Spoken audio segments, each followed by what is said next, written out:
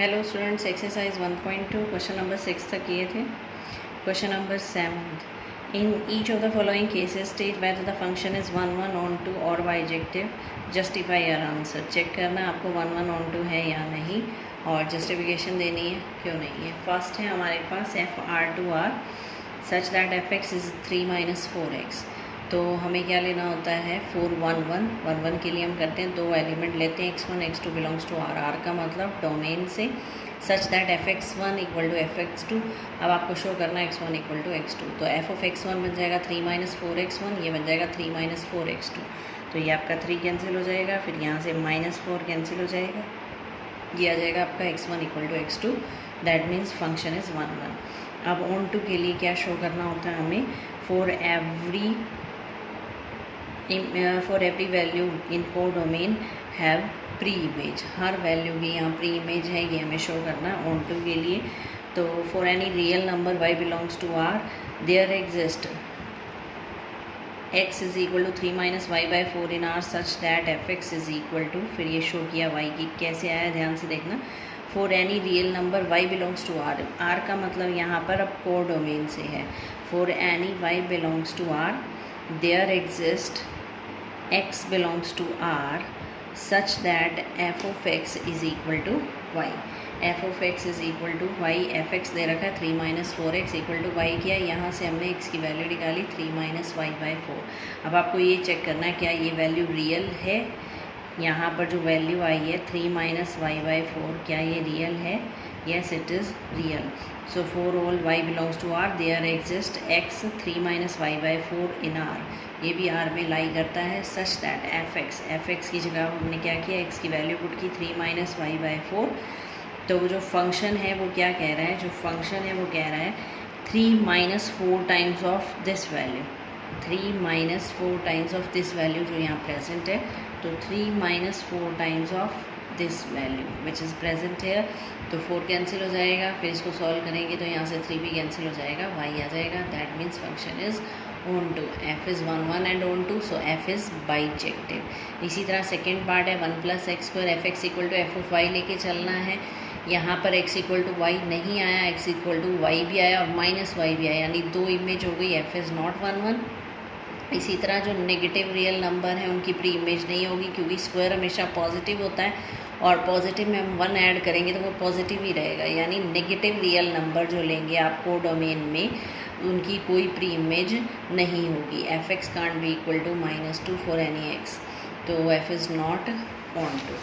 Next है हमारे पास question number 8, let a and b be two sets show that f a cross b to b cross a such that f of a b equal to b a is a bijective function. अब ध्यान से देखना, इसमें जो domain है वो तो है आपकी a क्रॉस b और रेंज क्या है, कोडोमेन क्या है b क्रॉस a, और आपको फंक्शन कैसे रिलेट दिया हुआ है a b is equal to B A, यानी अगर ए बी पर फंक्शन लगाते हैं तो वो रिवर्स हो जाता है, बी ए बन जाता है।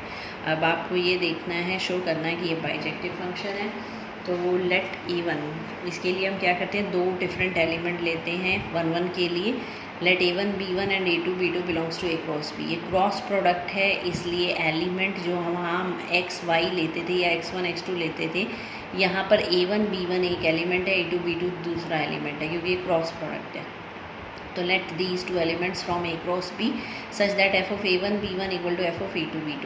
तो according to definition f of A1 B1 बन जाएगा B1 A1 और ये बन जाएगा B2 A2, और ऑर्डर्ड पेयर इक्वल हैं तो first element equal to first element, ये 11th में कर चुके हैं हम। Second element is equal to second, यानी B1 B2 के इक्वल है, A1 A2 के इक्वल है, इसका मतलब A1 B1 इक्वल है A2 B2। That means these two elements are equal, यानी fx इक्वल टू fy लेके चले और क्या आ गया x equal to y, so function is 1 1। Onto के लिए क्या चेक करते हैं, हर एलिमेंट जो ये आपका कोडोमेन में इसकी प्री इमेज है। तो let b a belongs to b cross a, तो हमने एक एलिमेंट कहाँ से लिया, बी क्रॉस ए से। There exist A B belongs to A cross B such that F of A B equal to B A. तो यहाँ पर जो एलिमेंट लिया उसके लिए एक एलिमेंट यहाँ एग्जिस्ट करता है a b such that F of A b क्या हो जाएगा, बी ए। ये तो गिवन है आपको, अगर यहाँ बी ए है तो यहाँ ए बी होगा ही होगा, क्योंकि ये आपका बी क्रॉस ए और ये ए क्रॉस बी है। तो हर बी ए के लिए यहाँ पर जो हर बी ए एलिमेंट के लिए यहाँ पर ए बी प्रेजेंट होगा, so F is onto. हर एलिमेंट की प्री इमेज है, so F is 1 1 onto, so it is bijective. Next आ रहा है question number 9, F N to N defined by F N is equal to N plus 1/2 if N is odd and n/2 if N is even for all natural number. यहाँ पर n to n है, यानी domain भी natural है और को domain भी आपकी नेचुरल है। तो यहाँ पर आपको ये दिया है कि अगर ओड है तो n प्लस 1/2 आएगा आंसर, और इवन लेंगे आप तो n/2 आएगा।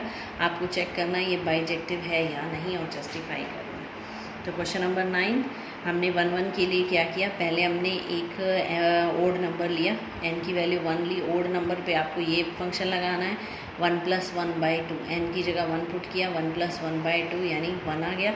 फिर n इवन लिया हमने 2 पर, आपको ये फंक्शन लगाना है 2/2, n/2 यानी 2/2, तो f ऑफ 2 आ गया आपका 1। तो f ऑफ 1 की वैल्यू आपकी आई 1 और इधर से f ऑफ 2 की वैल्यू भी क्या आ गई 1, यानी दो एलिमेंट्स की, डिफरेंट एलिमेंट्स की सेम इमेज आ गई, f इज़ नॉट 1 1। इसमें 9th में क्या रहा आपका, state whether it is bijective और नॉट। तो ये क्वेश्चन यहीं पर कंप्लीट हो जाता है, इसमें ऑन टू चेक नहीं करना पड़ेगा आपको। यहाँ आप सीधा लिख सकते हैं f is not 1 1, this implies f is not bijective. तो f 1 1 नहीं है, इसका मतलब ये बाइजेक्टिव नहीं बनेगा, क्योंकि बाइजेक्टिव के लिए 1 1 और ऑन टू दोनों होने चाहिए। तो 1 1 नहीं है तो यहीं पर कंडीशन ख़त्म हो जाएगी। यहाँ पर ये ऑन टू की कोई नीड नहीं है, there is no need to do on to.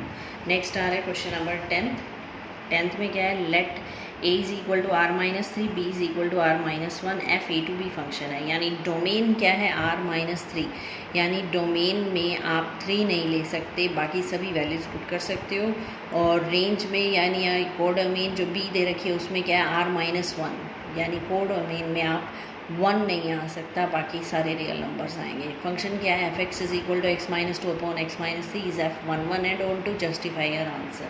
Check करना है 1 1 ऑन टू है या नहीं। तो 1 1 के लिए क्या कंडीशन हो जाती है, let X Y belongs to A का मतलब यहाँ डोमेन से एलिमेंट लेते हैं such that F X equal to F Y. अब चेक करेंगे एक्स इक्वल टू वाई आता है या नहीं। तो एफ एक्स की value x-2 upon x-3, F of Y बन जाएगा y-2 upon y-3। Cross multiply किया, इसमें से दो वैल्यूज़ आपकी कैंसिल हो गई, यहाँ से आ गया x is equal to y, that means f is 1 1। Onto के लिए क्या करते हैं, let y belongs to b यहाँ पर लेंगे और चेक करेंगे कि यहाँ पर उसकी प्री इमेज है या नहीं। Let y belongs to b, b क्या है r-1, there exist x belongs to a such that F x is equal to y होना चाहिए। तो f is onto if there exist x belongs to a such that x equal to y. तो ये on to तब होगा जब इस y के लिए, यहाँ पर जो y लिया हमने, इसके लिए यहाँ पर a में एक x एग्जिस्ट करेगा such that F x is equal to y. तो एफ एक्स की वैल्यू यहाँ पुट की, यहाँ से सॉल्व किया, हमने x की वैल्यू निकाली। अब आपको ये चेक करना है, ये जो आपका x आया है, ये x जो आया ये आपका a में बिलोंग करता है या नहीं। ये a में बिलोंग करेगा, क्यों करेगा, क्योंकि जो y हम ले रहे थे यहाँ पर वो r-1 यानी y 1 नहीं है, क्योंकि y अगर 1 हो गया तो ये नॉट डिफाइंड हो जाएगा और a में नहीं आएगा। y 1 के इक्वल नहीं है तो इसका मतलब ये नॉट डिफाइंड नहीं बनेगा, ये बिलोंग करेगा a से। Thus for every y belongs to b there exists x belongs to a such that f(x) आपको लेना है। अब x की वैल्यू पुट की, जो भी निकाली आपने 2 - 3y अपॉन 1 - y, ये पुट की फंक्शन में, क्योंकि जो फंक्शन था वो आपका था x-2 अपॉन x-3, यानी यहाँ पर जो भी वैल्यू है उसमें -2 करना और फिर उसमें -3 करना। यहाँ जो भी वैल्यू है उसमें -2 करना, उसमें -3 करना। इसको सॉल्व किया हमने, यहाँ पर आ गया आपका y, that means f is onto, hence f is 1 1 and onto. इस स्टेप की वैसे रिक्वायरमेंट नहीं है क्योंकि हम ऑलरेडी प्रूव कर चुके हैं for y belongs to b there exist x belongs to a, तो there is no need to that step. सीधा यहाँ पर आपको सिर्फ ये चेक करना है for y belongs to b there exist x belongs to a such that F x is equal to y, so f is onto 1 1 and onto. तो ये थे up to question number 10। Thank you.